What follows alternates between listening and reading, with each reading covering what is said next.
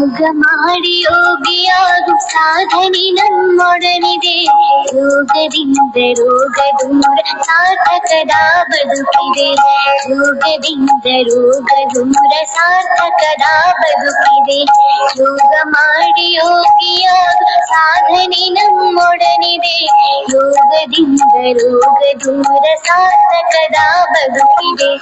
ಯೋಗದಿಂದ ರೋಗ ದೂರ ಸಾರ್ಥಕದ ಬದುಕಿದೆ.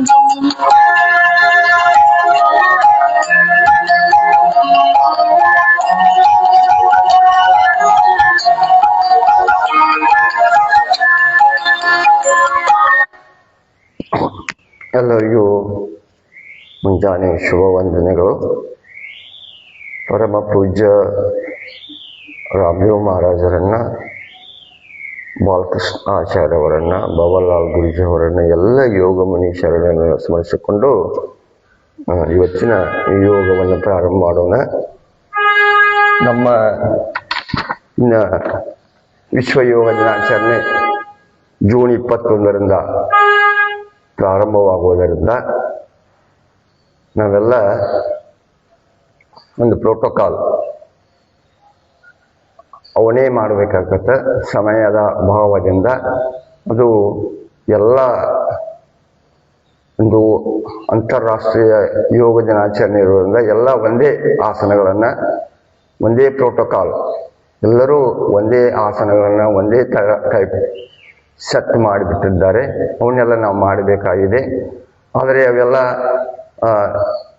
ನಿಯಮಬದ್ಧವಾಗಿ ಅವ ಯಾವ ಆಸನಗಳನ್ನು ಮಾಡಬೇಕು ಕಂಟಿನ್ಯೂ ಆಗಿ ಅವನ್ನ ಮಾಡಬೇಕಾಕತಿ. ಸ್ವಲ್ಪ ಅವನ್ನ ಕ್ರಮಬದ್ಧವಾಗಿ ನಾವೆಲ್ಲ ಕಲಿಬೇಕಾಕತಿ. ಅದಕ್ಕೆ ನಾವು ಈಗಿನಿಂದಲೇ ಪ್ರಾರಂಭ ಮಾಡಿದಾಗ ನಾವೆಲ್ಲ ಯಾವ ರೀತಿ ಮಾಡಬೇಕು ಅನ್ನೋದನ್ನು ಕಲಿಯೋಣ.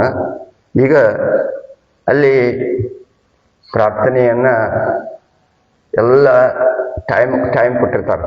ಎಲ್ಲ ಒಂದೊಂದು ನಿಮಿಷದಲ್ಲಿ ಮುಗಿಬೇಕು. ಈಗ ಆ್ಯಕ್ಚುಲು ಪ್ರಾರ್ಥನೆ 1 ನಿಮಿಷದೊಳಗೆ ಮುಗಿಬೇಕು. ಮೊದಲನೇ ಪ್ರಾರ್ಥನೆ ಹೇಗೆ ಅಂತಂದ್ರೆ ಈ ರೀತಿ ಕೈಗಳನ್ನು ಮುಗಿದು ಅದಕ್ಕೆ ಸಂಗಚ್ಛದ್ವಂ ಸೌವದತ್ವಂ ಸೌಮನಾಶಿ ಜಾನತಾಂ ದೇವಾವಾಗಂ ಯಥಾ ಪೂರ್ವೇ ಸಂಜಾನಾನ ಉಪಾಸತೆ ಸಂಜಾನಾನ ಉಪಾಸತೆ. ಈ ಪ್ರಾರ್ಥನೆಯನ್ನು ನಾವು ಹೇಳಬೇಕು ಮತ್ತು ಪ್ರಾಕ್ಟೀಸನ್ನು ಮಾಡಬೇಕು. ಈಗ ನಾವು ಏನು ಮಾಡಬೇಕಾಗುತ್ತಂದ್ರೆ ಎದ್ದು ನಿಂತು ಯಾವ ಆಸನನ ಸೂಕ್ಷ್ಮ ವ್ಯಾಯಾಮಗಳನ್ನು ಮಾಡಬೇಕು. ಈ ರೀತಿ ಹೇಳ್ಬೇಕಾದ್ರೆ ಈ ರೀತಿ ಹೇಳಬೇಕು.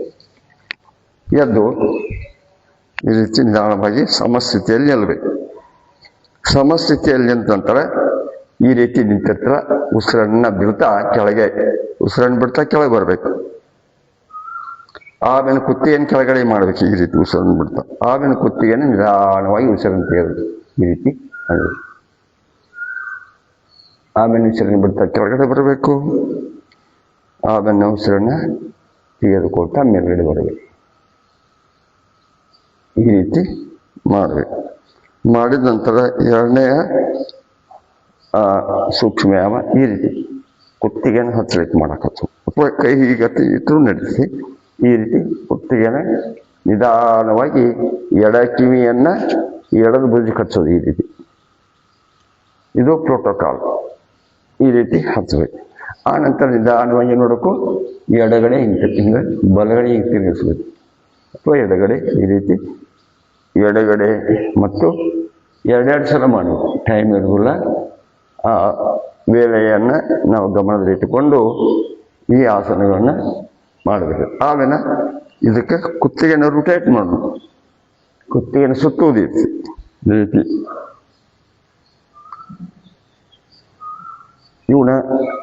ಇದರ ಲಾಭಗಳು ಏನು ಅನ್ನೋದನ್ನು ನಾನು ದಿನಾಲು ಸ್ವಲ್ಪ ಸ್ವಲ್ಪ ಹೇಳ್ತೇನೆ ದಿನ. ಯಾಕಂದ್ರೆ ಇದನ್ನು ನಾವು 21ನೇ ತಾರೀಕಿನ ತನಕ ಮಾಡಬೇಕಾಗತಿ. ಪ್ರತಿ ಎಲ್ಲ ಸ್ಕೂಲ್ಗಳಲ್ಲಿ ಅಥಣಿಯ ಎಲ್ಲ ಶಾಲೆಗಳಲ್ಲಿ ನಾವು ಇದನ್ನು ಇದು ಕುತ್ತಿಗೆ ಸೂಕ್ಷ್ಮ ವ್ಯಾಯಾಮಗಳಾದವು. ನಾವಿನ್ನು ಭುಜಕ್ಕೆ ವ್ಯಾಯಾಮಗಳು ಯಾವ ಮಾಡಬೇಕು, ಈ ರೀತಿ ಸಮಸ್ಥಿತಿಯೊಳಗೆ ನಿಲ್ಲಬೇಕು, ಈ ರೀತಿ ನಿಲ್ಲಬೇಕು. ನಿಂತೇಳಿ ಏನು ಮಾಡಬೇಕು, ಏಕ್ ಅಂದ್ರೆ ಈ ರೀತಿ ಕೈಗಳು ಬರಬೇಕು. ಇದನ್ನ ಎಲ್ಲ ಶಾಲೆಯ ಮಕ್ಕಳಿಗೆ ಇವನ್ನೇ ನಾವು ಕಲಿಸ್ತೀವಿ. ಇಲ್ಲ ಪ್ರತಿಯೊಂದು ಅಥಣಿ ತಾಲೂಕ ಲೋಕಲ್ ಶಾಲೆಗಳಿಗೆ ಇವನ್ನೆಲ್ಲ ಕಲಿಸ್ತೀವಿ. ಆಮೇಲೆ ಏಕ್ ಅಂದ್ರೆ ಡೋ, ಈ ರೀತಿ ಕೈಗಳು ನೋಡಿ ಈ ರೀತಿ ಸಮಸ್ಥಿತಿಯಲ್ಲಿ ಇರಬೇಕು. ಆಮೇಲೆ ತೀನ್, ಈ ರೀತಿ ಕೈಗಳು ಇರಬೇಕು ನೋಡ್ರಿ. ಚಾ, ಇನ್ನೊಂದ್ಸಲ ಮಾಡೋಣ. ಈ ರೀತಿ ಸಮಸ್ಥಿತಿಯಲ್ಲಿ ಇರಬೇಕು. ಏಕ್, ದೋ, ಅದೇ ಕೈಗಳನ್ನು ಇರ್ತದೆ. ಆಮೇಲೆ ತೀ, ಚಾ, ಈ ರೀತಿ ಕೌಂಟ್ ಮಾಡ್ತಾ ಅಂದ್ರೆ ನಾವು ಕ್ರಮಬದ್ಧವಾಗಿ ಮಾಡಲಿಕ್ಕೆ ಅನುಕೂಲ ಆಗ್ತದೆ. ಆ ನಂತರ ಏನು ಮಾಡಬೇಕು, ಭುಜಗಳನ್ನ ರೊಟೇಟ್ ಮಾಡೋದು. ಯಾವ ರೀತಿ, ಈ ರೀತಿ ಕೈಗಳನ್ನ ಭುಜದ ಮ್ಯಾಗ ಇಡಬೇಕು. ಈ ರೀತಿ 1 2, ಈ ರೀತಿ ರಿವರ್ಸ್ ಮಾಡು 2, ಈ ರೀತಿ ಒಂದು 2 ಸಲ 5 ಸಲ ಮಾಡ್ಬೋದು. ಆಮೇಲೆ ಏನು ಮಾಡೋದು, ಕೈಗಳನ್ನ ಸೊಂಟದ ಭಾಗಗಳನ್ನು ಸಡಿಲಿಸು. ಏನು ಮಾಡಬೇಕು, ಏಕ್, ಈ ರೀತಿ ಇರಬೇಕು. ದೋ, ಈ ರೀತಿ ಮಾಡು. ಆಮೇಲೆ ತೀ, ಚಾ. ಈಗ ಏಕ್, ದೋ, ಈ ರೀತಿ ಕೈಗಳನ್ನು ತಿರುಗಿಸ್ಬೇಕು. ಬಲಗೈಯನ್ನ ಸೀದಾ ಈ ರೀತಿ ಇರಬೇಕು. ನಮ್ಮ ಕುತ್ತಿಗೆ ಬಲಗೈ ಕಡೆ ನೋಡ್ತಾ ಇರಬೇಕು. ಎಡಗೈಯನ್ನ ಭುಜದ ಮ್ಯಾಗ ಅಥವಾ ಈ ರೀತಿ ಮಾಡಿದ್ರು ಹೀಗೆ ಮಾಡಬಹುದು. ಆಮೇಲೆ ಚಾ, ಇವು ಇಷ್ಟು ಮಾಡಬೇಕು. ಆಮೇಲೆ ಏನು ಮಾಡೋದು, ಈಗ ಚೇರ್ ಪೋಷನ್, ಅದಕ್ಕೆ ಮೊಣಕಾಲದ ವ್ಯಾಯಾಮ ಮಾಡಿಸೋದು. ಹಾಗ ಈ ರೀತಿ ಕೈಗಳನ್ನು ತಗೋದು. ಏ, ದೋ, ಏ, ದೋ. ಇವು ಇಷ್ಟು ಏನದಲ್ಲ ಸೂಕ್ಷ್ಮ ವ್ಯಾಯಾಮಗಳು. ಒಂದು ಸೂಕ್ಷ್ಮ ವ್ಯಾಯಾಮಗಳು, ಕುತ್ತಿಗೆಯನ್ನು ತಿರುಗಿಸುವುದು ಮತ್ತು ಎಡಕ್ಕೆ ಬಲಕ್ಕೆ ತಿರುಗಿಸುವುದು, ನಮ್ಮ ಭುಜಗಳ ಶೋಲ್ಡರ್ ಇವನ್ನ ತಿರುಗಿಸುವುದು, ಮತ್ತು ಏನು ಕೈಗಳಿಗೆ ಕೊಡುವುದು, ಮತ್ತು ಸೊಂಟಕ್ಕೆ ವ್ಯಾಯಾಮ ಕೊಡುವುದು. ಇವು ಇಷ್ಟು ಸೂಕ್ಷ್ಮ ವ್ಯಾಯಾಮಗಳು. ಇನ್ನು ನಿಂತು ಮಾಡುವಂಥ ಆಸನಗಳನ್ನು ಮಾಡಬೇಕು, ತಿಳ್ಕೋಬೇಕು. ನೀವನ್ನ ಕ್ರಮಬದ್ಧವಾಗಿ ಮಾಡಬೇಕಾಗತಿ. ನಾವೆಲ್ಲ ಕಲಿಬೇಕು. ಈ ರೀತಿ ನಿಂತಂದ್ರೆ ಸಮಸ್ಥಿತಿಯಲ್ಲಿ ನಿಲ್ಲಬೇಕು. ಆಮೇಲೆ ತಾಡಾಸನವನ್ನು ಮಾಡಬೇಕು. ತಾಡಾಸನ ಅದರ ಲಾಭಗಳನ್ನು ಈಗಾಗಲೇ ಸಾಕಷ್ಟು ಹೇಳಿ ನಾನು ಮತ್ತೆ ಒಂದ್ಸಲ ಸಂಪೂರ್ಣವಾಗಿ ಅದರ ಬಗ್ಗೆ ಒಂದ್ಸಲ ಹೇಳ್ತೇನೆ ಪೂರ್ಣ ಕುಂತ. ಆಮೇಲೆ ಏನು ಮಾಡಬೇಕು, ಕೈಗಳನ್ನ ಈ ರೀತಿ ತಗೋಬೇಕು. ಈ ರೀತಿ ಲಾಕ್ ಮಾಡಬೇಕು. ಈ ರೀತಿ ಹಿಂಗಿರ್ಬೇಕು. ಅದನ್ನ ನಿಧಾನವಾಗಿ ಮೇಲ್ಗಡೆ ಹತ್ತಬೇಕು. ಈ ರೀತಿ ಇದು ತಾಡಾಸನ. ಹಿಂಬಡೆ ಎತ್ತಬೇಕು. ದೋ, ತೀ, ಚಾ. ಇನ್ನೊಂದ್ಸಲ ಮಾಡೋಣ. ಇದು ಈ ರೀತಿ ಕೈಗಳಿರಬೇಕು. ಕೈಗಳು ಮೇಲ್ಮುಖವಾಗಿರಬೇಕು. ಪೂರ್ಣವಾಗಿ ಹಿಂಬಡ ಎತ್ತಬೇಕು. ನಮ್ಮ ಎರಡೂ ಕೈಗಳು ಏಲಾಗಬೇಕು, ಕಿವಿಗೆ ತಾಗಬೇಕು. ನಮ್ಮ ದೃಷ್ಟಿ ಎದುರುಗಡೆ ಇರಬೇಕು. ಮತ್ತು ಇದನ್ನು ನಿಧಾನವಾಗಿ ಮಾಡಬೇಕು. ನಮ್ಮ ಮನಸ್ಸನ್ನು ಏಕಾಗ್ರತೆಗೊಳಿಸಬೇಕು. ಇದು ತಾಡಾಸನ ಅಂತಾರೆ. ಇದು ಬಹಳಷ್ಟು ಒಳ್ಳೆಯ ವಿದ್ಯಾರ್ಥಿಗಳಿಗೆ ಹೇಳು. ಇನ್ನು ವೃಕ್ಷಾಸನ ಮಾಡುವುದು. ವೃಕ್ಷಾಸನ ಯಾಕಂದರೆ ಎಡಗಾಲನ್ನು ಎತ್ತಿ ಅಥವಾ ಬಲಗಾಲನ್ನ ಎತ್ತಿ ನಿಮಗೆ ಯಾವ ರೀತಿ ಅನುಕೂಲ ಆಗ್ತದೆ ಮತ್ತು ಬ್ಯಾಲೆನ್ಸ್ನ ಇಟ್ಕೊಂಡು ಚೆನ್ನಾಗಿನ್ನ ಪ್ರಾಕ್ಟೀಸ್ ಮಾಡ್ಕೋಬೇಕಾಕತಿ. ಈಗಲಿಂದ ಮಾಡಿದಾಗ 21 ದಿವಸ ಅನ್ಕೊಡ್ದಾಗ ನೀವೆಲ್ಲ ಪರ್ಫೆಕ್ಟ್ ಆಗ್ತೀರಿ. ಈ ರೀತಿ ಕೈಗಳು ಇಡಬೇಕು. ಆಮೇಲೆ ನಿಧಾನವಾಗಿ ಈ ರೀತಿ ಕೈಗಳನ್ನು ಹೋಗಬೇಕು. ಆಮೇಲೆ ಕೈಗಳನ್ನು ಈ ರೀತಿ ಮೇಲ್ಗಡೆ ಇರಬೇಕು. ನಮ್ಮ ದೃಷ್ಟಿ ಎದುರುಗಡೆ ಇರಬೇಕು. ಎರಡೂ ಕಿವಿಗಳು ತಾಗಬೇಕು. ಇದು ಇಷ್ಟು ಇದಕ್ಕೆ ವೃಕ್ಷಾಸನ ಅಥವಾ ಮರ ಆಸನ ಅಂತ ಹೇಳ್ತಾರೆ. ಇನ್ನು ಬಲಗಾಲನ್ನು ಎತ್ತಿ ಎಡ ತೊಡೆಯ ಮೇಲೆ ಇಡೋದು ಈ ರೀತಿ. ಇದನ್ನ ಸ್ವಲ್ಪ ಪ್ರಾಕ್ಟೀಸ್ ಮಾಡಬೇಕು. ವಿದ್ಯಾರ್ಥಿಗಳಿಗೆ ಮಾಡ್ತಾರೆ, ಆದರೂ ಎಲ್ಲರೂ ಇದನ್ನ ಸ್ವಲ್ಪ ಪ್ರಾಕ್ಟೀಸ್ ಮಾಡ್ಕೋಬೇಕು.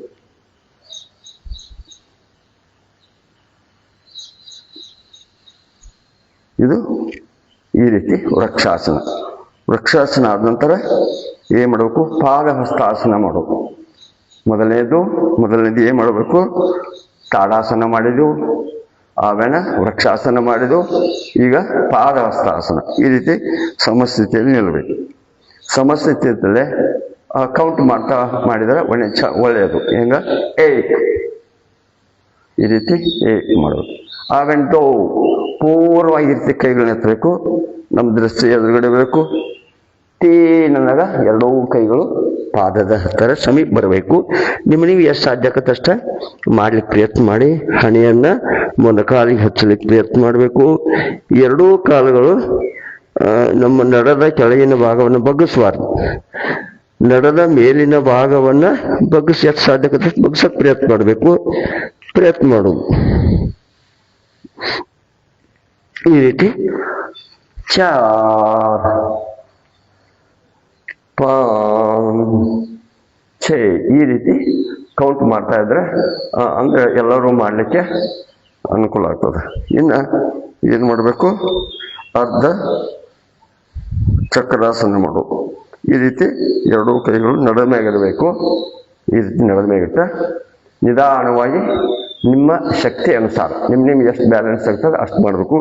ಈ ನಡದಿಂದ ಮೇಲಿನ ಭಾಗ ಕೆಳಗಿನ ಭಾಗ ನೇರವಾಗಿರಬೇಕು, ಬಗ್ಗಿಸಬಾರ್ದು. ಈ ನಡದಿಂದ ಮೇಲಿನ ಭಾಗವನ್ನು ಎಷ್ಟು ಸಾಧ್ಯ ಆಗ್ತದೆ ಅಷ್ಟು ಹಿಂದ್ಗಡೆ ಬಗ್ಗಿಸ್ಲಿಕ್ಕೆ ಪ್ರಯತ್ನ ಮಾಡಬೇಕು. ನೋಡಿ ಈ ರೀತಿ ಇರಬೇಕು. ಈ ರೀತಿ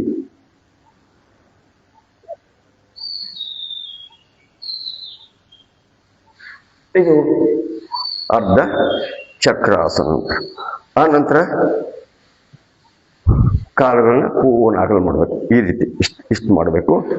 ಈಗ ಇದಕ್ಕೆ ತ್ರಿಕೋಣಾಸನ ಅಂತ ಈ ರೀತಿ ಕೈಗಳನ್ನು ತಗೋಬೇಕು. ಈ ರೀತಿ ಆಮೇಲೆ ಇಲ್ಲಿ ಕೈಗಳನ್ನ ಈ ರೀತಿ ಇಲ್ಲಿ ಹೋಗ್ಬೇಕು. ಬಲಗೈಯ ನಮ್ಮ ದೃಷ್ಟಿ ಬಲಗೈನ ಮೇಲ್ಗಡೆ ಮಾಡಬೇಕು. ನಮ್ಮ ಕುತ್ತಿಗೆ ಮೇಲ್ಗಡೆ ಎಲ್ಲಿನ ಕೈ ನೋಡ್ಬೇಕು ಈ ರೀತಿ. ಆಮೇಲೆ ಈ ಕಡೆ ರಿವರ್ಸ್, ಈ ಕಡೆ ಪಾದದ ಹತ್ತಿರ ಇರಬೇಕು. ನಮ್ಮ ದೃಷ್ಟಿ ಎಡಗೈ ಮೇಲ್ಗಡೆ ಇರಬೇಕು, ಮೇಲ್ಗಡೆ ನೋಡಬೇಕು. ಕಾಲುಗಳ ಈ ಕಾಲು ಸ್ವಲ್ಪ ಲಂಬವಾಗಿ ಇದು ಈ ರೀತಿ ಇರಬೇಕು, 90 ಡಿಗ್ರಿ ಅಥವಾ ಈ ರೀತಿ ಇರಬೇಕು. ನಮ್ಮ ದೃಷ್ಟಿ ಮೇಲ್ಗಡೆ ಈ ರೀತಿ ಇದು ತ್ರಿಕೋಣಾಸನ. ಇಷ್ಟು ನಿಂತು ಮಾಡುವಂಥ ಆಸನಗಳು ಏನೇನಾದ್ರು? ಮೊದಲನೇದು ತಾಡಾಸನ, ಎರಡನೇದು ವೃಕ್ಷಾಸನ, ಪಾದಹಸ್ತಾಸನ, ಆಮೇಲೆ ಅರ್ಧ ಚಕ್ರಾಸನ, ಆಮೇಲೆ ಆಮೇಲೆ ಇದು ಅರ್ಧ ಚಕ್ರಾಸನ. ಇಷ್ಟು ನಿಂತು ಮಾಡುವಂಥ ಆಸನಗಳು. ಇನ್ನು ಕುಳಿತು ಮಾಡುವಂಥ ಆಸನಗಳನ್ನ ಮಾಡೋಣ. ಈ ರೀತಿ ನಿಧಾನವಾಗಿ ಕೂತ್ಕೊಳ್ಬೇಕು. ಆನಂತರ ಕಾಲುಗಳನ್ನ ಈ ರೀತಿ ಇರಬೇಕು. ಇದು ಸಮದಂಡಾಸನ ಅಂತಾರೆ. ಈ ರೀತಿ ಕುಂಟೋದು ಏನಂತಾರೆ? ಇಷ್ಟು ಕುಂಟೋದಕ್ಕೆ ಸಮದಂಡಾಸನ ಅಂತಾರೆ. ಆ ನಂತರ ಏನಕ್ಕೂ ಆಮೇಲೆ ಭದ್ರಾಸನ. ಈ ರೀತಿ ಏನ್ ಮಾಡಬೇಕು? ಕಾಲುಗಳನ್ನ ಎಳ್ಕೊಳ್ಬೇಕು. ಇದು ಭದ್ರಾಸನ. ಈ ರೀತಿ ನೋಡ್ರಿ ಇಷ್ಟು ಕುಂದಿರ್ಬೇಕು. ಇದೆಲ್ಲ ಇದು ಮಾಡುವುದರಿಂದ ಏನು ಲಾಭ? ಬಹಳಷ್ಟು ಲಾಭಗಳಿದಾವೆ. ಇದನ್ನ ಅದರ ಬಗ್ಗೆ ಒಂದು ದಿವಸ ಹೇಳೋಣ. ಈ ರೀತಿ ಇದು ಭದ್ರಾಸನ. ಭದ್ರಾಸನ ಆದ ನಂತರ ವಜ್ರಾಸನ. ವಜ್ರಾಸನ ಹೆಂಗ್ ಮಾಡಬೇಕು? ಬಲಗಾಲನ್ನು ಈ ರೀತಿ ತಗೊಳ್ಬೇಕು. ಈ ರೀತಿ ಭದ್ರಾಸನ ಮಾಡಬೇಕು. ಇಷ್ಟು ಕೂತ್ಬಿಡು. ಇದು ಭದ್ರಾಸನ. ಇದಕ್ಕೆ ವಜ್ರಾಸನ. ಇದು ಭದ್ರಾಸನ, ಇದು ವಜ್ರಾಸನ. ಈ ರೀತಿ ಕೈಗಳಿರಬೇಕು. ನಮ್ಮ ದೃಷ್ಟಿ ಎದುರುಗಡೆ ಇರಬೇಕು. ಅಥವಾ ಕಣ್ಣು ಮುಚ್ಚಿ ನಮ್ಮ ಶರೀರದಲ್ಲಿರುವ ನರನಾಡಿಗಳನ್ನು, ಬಿಗಿತಗಳನ್ನು ಗಮನಿಸಬೇಕು. ಇದು ವಜ್ರಾಸನ. ವಜ್ರಾಸನ ಗಂಟೆ ಅರ್ಧ ಉಷ್ಟ್ರಾಸನ. ಈ ರೀತಿ ಹೇಳಬೇಕು. ವಜ್ರಾಸನ ಈ ರೀತಿ ಹೇಳಬೇಕು. ಇದು ಅರ್ಧ ಉಷ್ಟ್ರಾಸನ. ಈ ರೀತಿ ಕೈಗಳಿರಬೇಕು. ಇದನ್ನ ನಿಧಾನವಾಗಿ ಎರಡೂ ಕಾಲು ಕೂಡಿರಬೇಕು. ಈ ರೀತಿ ನಡದಿಂದ ಕೆಳಗಿನ ಭಾಗ ನೇರವಾಗಿರಬೇಕು. ಈ ಭಾಗ ನಡದಿಂದ ಮೇಲಿನ ಭಾಗ ಅದು ಬಗ್ಗಿಸ್ಬೇಕು. ನೋಡಿ, ಇದು ಈ ರೀತಿ ಮಾಡೋದು.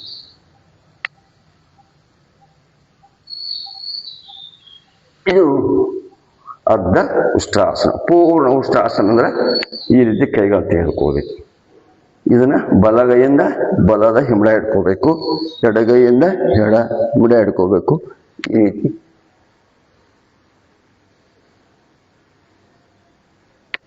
ಈ ರೀತಿ ಪೂರ್ಣ ಉಷ್ಟ್ರಾಸನ.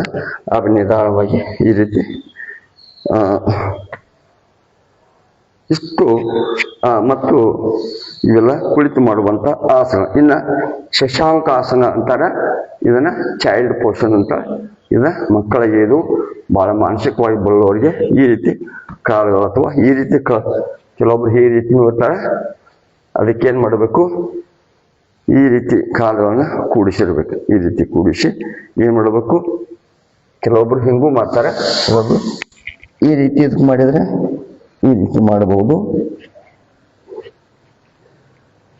ಅಥವಾ ಈ ರೀತಿ ಮಾಡ್ತಾರೆ. ಇದನ್ನ ಅಲ್ಲಿ ಯಾವ ರೀತಿ ಮಾಡ್ಬೇಕು ಅನ್ನೋದನ್ನ ನಾನು ಪ್ರಸ್ತುತ ಯಾವುದು ಅನ್ನೋದನ್ನ ನಿಮಗೆ ಹೇಳ್ತೀನಿ. ಈಗ ಇವೆರಡು ಮಾಡ್ತೀನಿ, ಕಲಿಯೋಣ.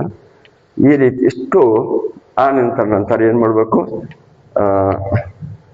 ಇದು ಇಷ್ಟು ಇನ್ನು ಯಾವ ಅಂದ್ರೆ ಇನ್ನ ಉತ್ಥಾನ ಮಂಡೂಕಾಸನ ಅಂತಾರೆ. ಉತ್ಥಾನ ಮಂಡೂಕಾಸನ ಅಂತಂದ್ರೆ ಈ ರೀತಿ ಕಾಲುಗಳ ಅಗಲಿರ್ಬೇಕು. ಎರಡೂ ಕೈಗಳು ಭುಜದ ಮ್ಯಾಗಿರ್ಬೇಕು. ಈ ರೀತಿ ಕ್ರಾಸ್ ಇರಬಾರ್ದು. ನಮ್ಮ ಬಲಗೈಯ ಬಲದ ಭುಜದ ಮ್ಯಾಗ ಇರಬೇಕು. ಈ ರೀತಿ ಕೂಡಿರ್ಬೇಕು. ಇದು ಉತ್ಥಾನ ಮಂಡೂಕಾಸನ ಅಂತಾರೆ. ಎರಡೂ ಕೈಗಳು ಇರಬೇಕು, ನಮ್ಮ ಕುತ್ತಿಗೆ ನೇರವಾಗಿರಬೇಕು. ಇದು ಉತ್ಥಾನ ಮಂಡೂಕಾಸನ.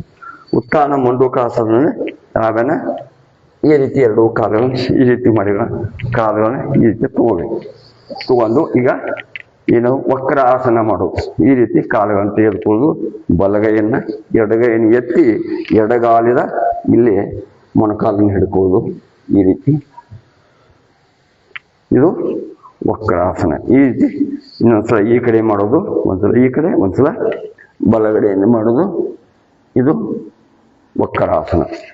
ವಕ್ರಾಸನ ಇಷ್ಟು ಕುಳಿತು ಮಾಡುವಂತ ಆಸನಗಳು. ಏನೇನು ನಾವು ಕುಳಿತು ಆಸನ ಮಾಡೋದ್ರೆ ಏನ್ ಮಾಡಿದ್ದು, ಒಂದು ಸಮ ದಂಡಾಸನ, ಭದ್ರಾಸನ, ವಜ್ರಾಸನ, ಅರ್ಧ ಉಷ್ಟ್ರಾಸನ, ಪೂರ್ಣ ಉಷ್ಟ್ರಾಸನ, ಆಮೇಲೆ ಶಶಾಂಕಾಸನ, ಆಮೇಲೆ ಉತ್ಥಾನ ಮಂಡೂಕಾಸನ, ಆಮೇಲೆ ವಕ್ರಾಸನ. ಇಷ್ಟು ಕುಳಿತು ಮಾಡುವಂತ ಆಸನಗಳು. ಇನ್ನು ಕೆಳಗೆ ಹೊಟ್ಟೆಯನ್ನ ಕೆಳಗೆ ಮಾಡುವಂತ ಆಸನಗಳು ಯಾವುವು? ಹೊಟ್ಟೆಯ ಕೆಳಗೆ ಮಾಡುವಂತ ಆಸನಗಳು. ಈ ರೀತಿ ಇದಕ್ಕೇನ್ ಮಾಡೋದು, ಮಕರಾಸನ ಅಂತ. ಈ ರೀತಿ ಮುಕ್ಕೋಬಹುದು, ಈ ರೀತಿ ಮುಕ್ಕೋಬಹುದು, ಹಿಂಗೆ ಮುಕ್ಕೋಬಹುದು. ಇದಕ್ಕೆ ಇದು ಈ ರೀತಿ ಮಲ್ಕೊಳ್ಬಹುದು. ಇದಕ್ಕೆ ಏನಂತಾರೆ, ಮಕರಾಸನ ಅಂತಾರೆ. ಇದನ್ನ ಇಷ್ಟು ಒಂದು ಹೊಟ್ಟೆಯನ್ನು ಕೆಳಗಿನ ಮಾಡುವಂತ ಆಸನ. ಕೈಗಳನ್ನು ಈ ರೀತಿ ತಗೋಬೇಕು. ಭುಜಂಗಾಸನ. ಎರಡೂ ಕಾಲುಗಳು ಕೂಡಿರಬೇಕು. ಎರಡೂ ಕೈಗಳು ನಮ್ಮ ಈ ರೀತಿಯಲ್ಲಿ ಇರಬೇಕು. ನಿಧಾನವಾಗಿ ಎತ್ತಬೇಕು. ಈ ರೀತಿ ಇಷ್ಟೇ. ಇದು ಭುಜಂಗಾಸನ. ಕೈಗಳು ಕೂಡಿರ್ಬೇಕು, ನೇರವಾಗಿರ್ಬೇಕು, ಬಾಯಿ ಹಿಂಗಲ್ಲ, ಇಷ್ಟೇ ಇರಬೇಕು. ಎರಡೂ ಕಾಲುಗಳು ಕೂಡಿರ್ಬೇಕು. ಇದು ಭುಜಂಗಾಸನ. ಇನ್ನು ಶಲಭಾಸನ. ಈ ರೀತಿ ಎರಡೂ ಕೈಗಳು ತೊಡೆಯ ಕೆಳಗಡೆ ಇರಬೇಕು. ಈ ರೀತಿ ಎತ್ತಬೇಕು. ಇದು ಶಲಭಾಸನ. ಇಷ್ಟು ಮತ್ತೆ ವಿಶ್ರಾಂತಿ ಸ್ಥಿತಿಗೆ ಬರುವುದು. ಆಗ ಶಲಭಾಸನ ಆಗೋಣ. ಇಷ್ಟು ಹೊಟ್ಟೆಯ ಕೆಳಗಡೆ ಮಾಡುವಂತ ಒಂದು ಮೂರೇ ಆಸನಗಳು. ಒಂದು ಮಕರಾಸನ, ಎರಡನೇದು ಭುಜಂಗಾಸನ, ಆಮೇಲೆ ಶಲಭಾಸನ. ಇಷ್ಟು ಹೊಟ್ಟೆಯ ಕೆಳಗಡೆ ಮಾಡುವಂತ ಆಸನಗಳು. ಇನ್ನು ಹೊಟ್ಟೆಯ ಮೇಲ್ಗೈ ಹೊಟ್ಟೆಯನ್ನ ದುಬ್ಬವನ್ನು ಕೆಳಗಡೆ ಈ ರೀತಿ ನಿಧಾನವಾಗಿ ತಿರುಗಬೇಕು. ತಿರುಗಿ ಆಮೇಲೆ ಏನ್ ಮಾಡ್ಬೇಕು, ಸೇತುಬಂಧಾಸನ. ಎರಡನೇದು ಈ ರೀತಿ ಕೈಗಳನ್ನ ಹಿಡ್ಕೋಬೇಕು, ಅಥವಾ ಈ ರೀತಿ ನಿಮ್ಮಲ್ಲಿ ತೋರಿಸ್ಬೇಕು. ಆ ಕಡೆ ಕಾಲು ಬೇಡ, ಈ ರೀತಿ ನೋಡಿ ಹೀಗೆ ಇದನ್ನು ಮಾಡಬೇಕು. ಈ ಕೈಗಳು ನಿಮ್ಮಳ ಹಿಡ್ಕೋಬೇಕು. ಎಷ್ಟು ಸಾಧ್ಯ ಆಗತ್ತೆ ಇಷ್ಟು ಎತ್ತಬೇಕು. ಇದು ಸೇತುಬಂಧಾಸನ ಅಂತಾರೆ, ಅಥವಾ ಈ ರೀತಿ ಮಾಡ್ಬೇಕು. ಆಮೇಲೆ ಇದನ್ನು ಮಾಡಿದ ನಂತರ ಉತ್ಥಾನ ಮಂಡೂಕ, ಉತ್ಥಾನ ಪಾದಾಸನ. ಇದನ್ನು ಉತ್ಥಾನ ಪಾದಾಸನ ಅಂತ. ಎರಡೂ ಕೈಗಳು ಈ ರೀತಿ ಕೆಳಮುಖವಾಗಿರಬೇಕು, ಎರಡೂ ಕಾಲುಗಳು ಈ ರೀತಿ ಇರಬೇಕು. ಇದು ಇಷ್ಟೇ, ಭೂಮಿಯಿಂದ ಒಂದು ಗೇಣೆ ಎತ್ತು 6 ಇಂಚ್ ಇಷ್ಟೇ. ಇದು ಉತ್ಥಾನ ಪಾದಾಸನ. ಇದು ಉತ್ಥಾನ ಪಾದಾಸನ. ಆ ನಂತರ ಒಂದೇದು ಏನ್ ಮೊದಲೇನು ಮಾಡಿದ್ದೇನು, ಶಲವಾಸನ, ಸೇತುಬಂಧಾಸನ, ಆಮೇಲೆ ನಂತರ ಉತ್ಥಾನ ಪಾದಾಸನ, ಆಮೇಲೆ ಏನ್ ಮಾಡುದು ಅರ್ಧ ಹಲಾಸನ. ಈ ರೀತಿ ಅರ್ಧ ಹಲಾಸನ. ಈ ರೀತಿ ಅರ್ಧ ಹಲಾಸನ. ಅರ್ಧ ಹಲಾಸನ ಮಾಡಿದ ನಂತರ ನಾವು ಈ ರೀತಿ ಅರ್ಧ ಹಲಾಸನ. ಅರ್ಧ ಹಲಾಸನ ಮಾಡಿದ ಪವನ ಮುಕ್ತಾಸನ ಅಂತ. ಈ ರೀತಿ ಕಾಲುಗಳು ಕೂರಿಸೋದು, ಈ ರೀತಿ ಹಚ್ಚೋದು. ಪವನ ಅಂದ್ರೆ ಗಾಳಿ, ಮುಕ್ತ ಅಂದ್ರೆ ಹೊರಗಡೆ ಹಾಕೋದು. ಇದು ಇಷ್ಟು ಹೊಟ್ಟೆಯ ಮೇಲ್ಗಡೆ ಮಾಡುವಂತ ಆಸನಗಳು. ಇನ್ನ ಶವಾಸನ ಮಾಡೋದು.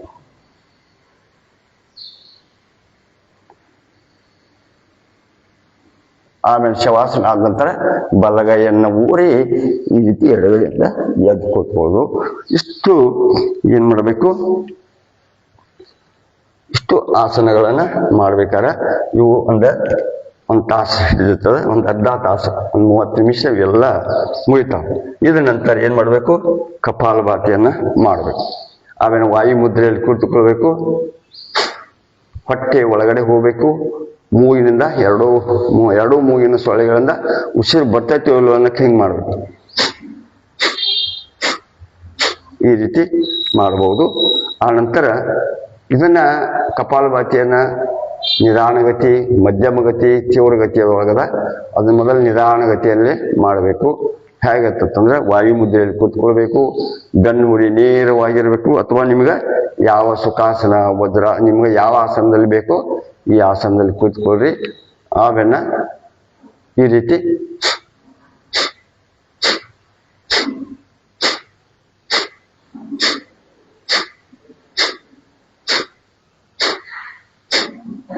ಕಪಾಲಭಾತಿಯನ್ನ ಮಾಡಬೇಕು.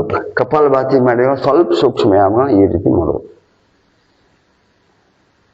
ಅಲ್ಲಿ ಏನು ಹೇಳಿಲ್ಲ, ಅದು ಸ್ವಲ್ಪ ಅಲ್ಲಿ ಮಾಡಿಸ್ತಾರೋ ಇಲ್ಲೋ ಇಲ್ಲ, ಅದು ಸ್ವಲ್ಪ ಈ ರೀತಿ ಮಾಡಬೇಕು.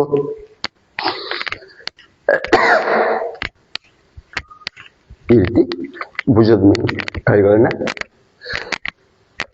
ತೊಡೆ ಮೇಲೆ ಈ ರೀತಿ ರಿವರ್ಸ್ ಮಾಡಬೇಕು.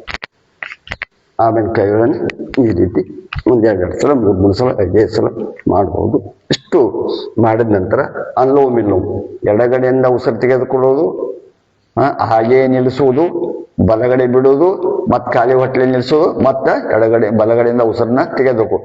ಪೂರಕ, ಕುಂಭಕ, ರೇಚಕ, ಬಾಯಕ ಕುಂಭಕ ಪ್ರಕಾರ ಉಸಿರಾಟವನ್ನು ಮಾಡಬೇಕು. ಮತ್ತು ಇದರ ಜೊತೆ ಮನಸ್ಸನ್ನ ಏಕೀಕೃತಗೊಳಿಸಬೇಕು. ಉಸಿರ ಹ್ಯಾಂಗ್ ಹೋಗ್ತದೆ, ಒಳಗಡೆ ಹೆಂಗ್ ಬರ್ತದೆ ಅದನ್ನ ಮಾಡಬೇಕು.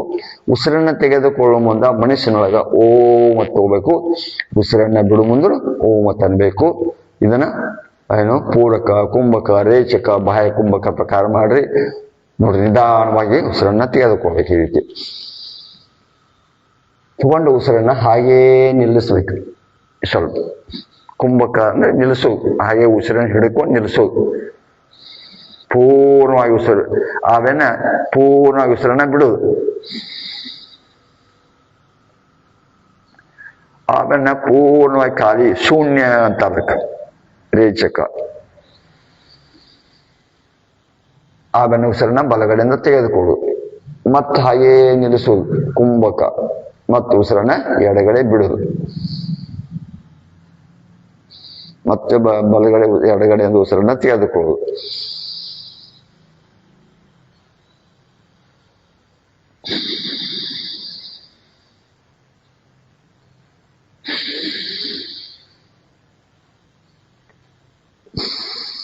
ಆದ್ರೆ ಬಿಡು ಮುಂದೆ ಏನ್ ಮಾಡ್ಬೇಕು, ಎಡಗಡೆಯಿಂದನ ಮಾಡ್ಬೇಕು. ನಾವು ಎಡಗಡೆಯಿಂದ ಉಸಿರು ತಗೊಂಡ್ರಿ, ಹಂಗ ಎಡಗಡೆಯಿಂದನ ಉಸಿರನ್ನ ಬಿಡಬೇಕು. ಈ ರೀತಿ ಬಿಡಬೇಕು. ಬಲಗಡೆ ತಗೋತೀವಿ, ಹಾಗೆ ನಿಲ್ಲಿಸೋದು, ಮತ್ತೆ ಬಲಗಡೆ ಬಿಡುದು, ಮತ್ತೆ ಶೂನ್ಯಕದಲ್ಲಿ ಬರೋದು, ಮತ್ತೆ ಬಲಗಡೆ ಉಸಿರು ತೆಗೆದುಕೊಳ್ಳೋದು, ಮತ್ತೆ ಉಸಿರನ್ನು ನಿಲ್ಲಿಸೋದು, ಮತ್ತೆ ಈ ರೀತಿ ಮಾಡ್ತಾ ಇರಬೇಕು. ಕಂಟಿನ್ಯೂ ಮಾಡೋದಿಲ್ಲ. ಇದಕ್ಕೇನಂತಾರ, ಅಲ್ಲೋಮ್ ಇಲ್ಲೋಮ್ ಅಂತಾರೆ.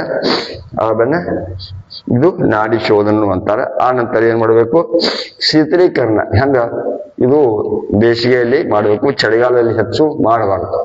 ನಮ್ಮ ಹಂಗಲ್ಲ, ನಾಲಿಗೆನ ಹಿಂಗ್ ಮಾಡುದು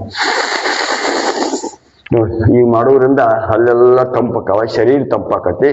ಬೇಸಿಗೆ ಒಳಗೆ ಮಾಡ್ಬೇಕು, ಚಳಿಗಾಲದಲ್ಲಿ ಮತ್ತು ಮಳೆಗಾಲದಲ್ಲಿ ಸ್ವಲ್ಪ ಸ್ವಲ್ಪ ಮಾಡ್ಬೇಕು, ಇಲ್ಲಾಂದ್ರೆ ನೆಗಡಿ ಆಗ್ತದ.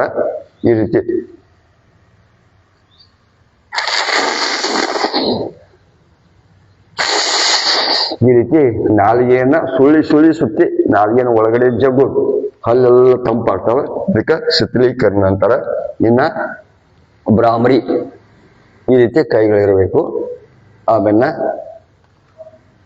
ಈ ರೀತಿ ಕೈಗಳು ಇದ್ದು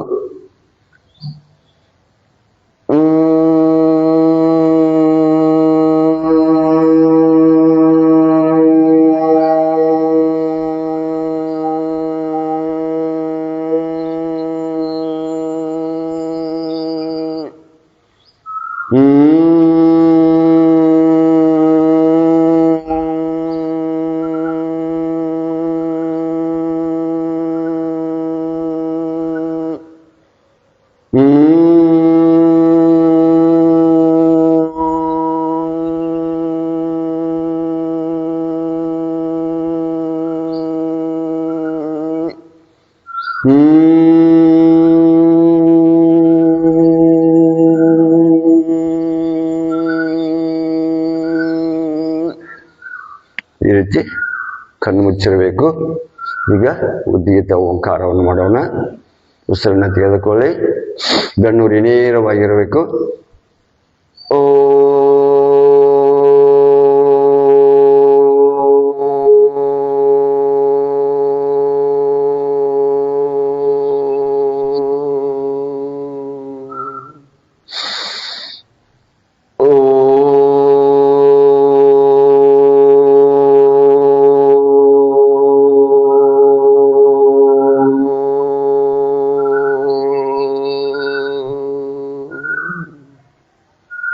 ಮೌನ ಪ್ರಣವ ಧ್ಯಾನ ಮೆಡಿಟೇಷನ್.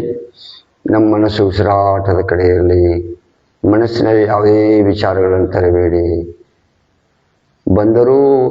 ವಿಚಾರಗಳು ಬಂದರೂ ತಮ್ಮಷ್ಟಕ್ಕೆ ಬರುತ್ತವೆ, ಹೋಗುತ್ತವೆ. ಅದರ ಬೆನ್ನು ಹತ್ತಿ ಹೋಗಬೇಡಿ. ಶುಭ ನುಡಿಯುವ ನಾಲಿಗೆ, ಒಳ್ಳೆಯದನ್ನೇ ಕಾಣುವ ಕಣ್ಣುಗಳು, ಸತ್ಯವಾದನ್ನೇ ಕೇಳುವಂತ ಕಿವಿಗಳು ಸದಾ ನಮ್ಮ ಪ್ರಾರ್ಥನೆಯ ತಿರುಳಾಗಬೇಕು. ಏ ಪರಮಾತ್ಮ, ಏ ದಯಾಳು, ನಿನ್ನ ದಯೆಯ ಸಕಲ ಪ್ರಾಣಿ ನಮ್ಮೆಲ್ಲರ ಮೇಗಿರಲಿ ಎಂದು ಮನಸ್ಸಿನಲ್ಲಿ ನಾವೆಲ್ಲರೂ ಪ್ರಾರ್ಥನೆಯನ್ನು ಸಲ್ಲಿಸೋಣ. ನಿಧಾನವಾಗಿ ಎರಡು ಕೈಗಳನ್ನು ಮೇಲ್ಗಡೆ ತೆಗೆದು ಕೈಗಳನ್ನು ಉಜ್ಜಿ, ಆಮೇಲೆ ಕೈಗಳನ್ನು ಈ ರೀತಿ ಉಜ್ಜಿ, ಈ ರೀತಿ ಕೈಗಳನ್ನು ಇಟ್ಟು, ಕರಾಗ್ರೇ ವಸತೆ ಲಕ್ಷ್ಮಿ, ಕರ ಮಧ್ಯ ಸರಸ್ವತಿ, ಕರ ಮೂಲೆ ಸ್ಥಿತಾ ಗೌರಿ, ಪ್ರಭಾತೆ ಕರ ದರ್ಶನಂ ಅಂತ ಹೇಳ್ತಾ ನಮ್ಮ ಕೈಯಲ್ಲಿ ಸರಸ್ವತಿಯನ್ನ, ಲಕ್ಷ್ಮಿಯನ್ನ, ಗೌರಿಯನ್ನ ಕಂಡು ಕಾಣಬೇಕು. ಆ ಪರಮಾತ್ಮನನ್ನ ನೆನೆಸ್ಕೊಳ್ಬೇಕು. ಆಮೇಲೆ ಒಂದು ಶಾಂತಿ ಮಂತ್ರ ಹೇಳಬೇಕು. ಶಾಂತಿ ಪ್ರಾರ್ಥನೆಯನ್ನ ಮಂತ್ರ ಹೇಳಬೇಕು. ಅದು ಯಾವ ಮಂತ್ರ? ಅದಕ್ಕೆ ಏನಂತಾರ, ಸರ್ವೇ ಭವಂತು. ಈ ರೀತಿ ಕೈಗಳು ಧ್ಯಾನ ಮುದ್ರೆ ಇರಬೇಕು.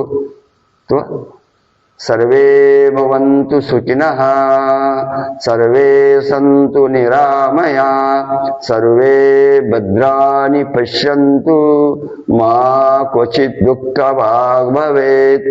ಓಂ ಶಾಂತಿ ಶಾಂತಿ ಶಾಂತಿ.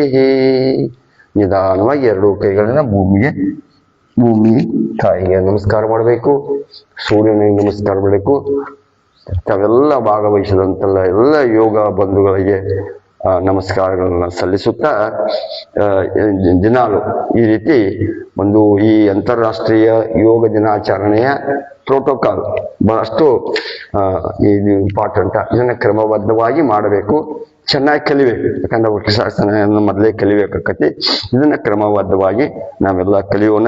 ಇದನ್ನ ಈಗಾಗಲೇ ನಮ್ಮ ಭವರ್ಲಾಲ್ ಗುರೂಜಿ ಅವರು ನೋಡ್ರಿ, ಇದನ್ನ ಭವರ್ಲಾಲ್ ಗುರೂಜಿ ಅವರು ಬಹಳ ಚೆನ್ನಾಗಿ ಇದನ್ನ ಕಲರ್ದಲ್ಲಿ ಮಾಡಿಟ್ಟಾರೆ. ಮತ್ತು ಚಿತ್ರದುರ್ಗದವರು ಅದನ್ನು ಇವ್ನು ಸಹ ಚೆನ್ನಾಗಿ ಮಾಡ್ಯಾರ. ಬಹಳಷ್ಟು ಎಲ್ಲ ಅಂತಾರಾಷ್ಟ್ರೀಯ ಯೋಗ ದಿನಾಚರಣೆಯ ನಿಮಿತ್ತ ಮಾಡ್ಯಾರ.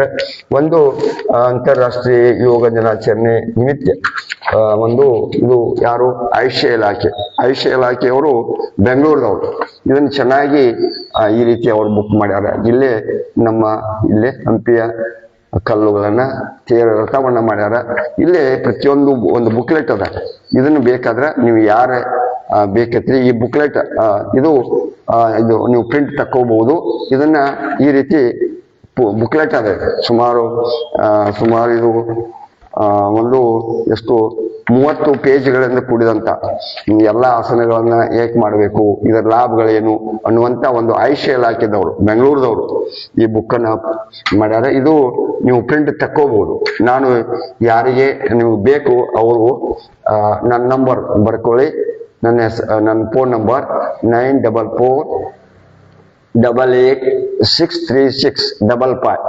ನಿಮ್ಗೆ ಯಾರು ಈ ಬುಕ್ಲೆಟ್ ಬೇಕದ ಅದನ್ನ ನಾನು ವಾಟ್ಸಪ್ನಲ್ಲಿ ಹಾಕ್ತೆ. ನೀವು ಸ್ವತಃ ಇದನ್ನ ಪ್ರಿಂಟ್ ತಕ್ಕೊಂಡ ಇದನ್ನ ಸ್ವಲ್ಪ ಓದ್ಕೊಂಡ್ರೆ ಅಂದ್ರೆ ಎಲ್ಲ ತಾಲೂಕಾ ಮತ್ತು ಜಿಲ್ಲಾ ಪ್ರಭಾರಿಗಳು ಅದರ ಲಾಭಗಳನ್ನ ಹೇಳಬಹುದು. ಒಳ್ಳೆ ಚೆನ್ನಾಗಿ ಆಯುಷ್ ಇಲಾಖೆದವ್ರು ಬೆಂಗಳೂರದವ್ರು ಪ್ರಿಂಟ್ ಮಾಡ್ಯಾರ.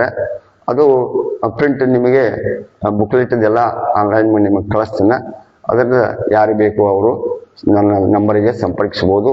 ಭಾಗವಹಿಸಿದಂಥ ಎಲ್ಲ ಯೋಗ ಬಂಧುಗಳಿಗೆ ಧನ್ಯವಾದಗಳು. ಇನ್ನು ದಿನಾಲು ಇದನ್ನ 20 ತನಕ ಜೂನ್ 20 ತನಕ ಪ್ರಾಕ್ಟೀಸ್ ಮಾಡ್ತೀವಿ. ತಾವು ಯಾರು ಏನಾರು ಹೆಚ್ಚಿಗೆ ಬೇಕಾದ್ರೆ ಈ ನಂಬರನ್ನ ಸಂಪರ್ಕಿಸಿ 9488863655 ಈ ನಂಬರ್ಗೆ SK ಹೊಳೆಯಪ್ಪನವರು ಅತನಿ ಇಲ್ಲಿ ಸಂಪರ್ಕಿಸಬಹುದು. ಎಲ್ಲರಿಗೂ ಧನ್ಯವಾದಗಳು.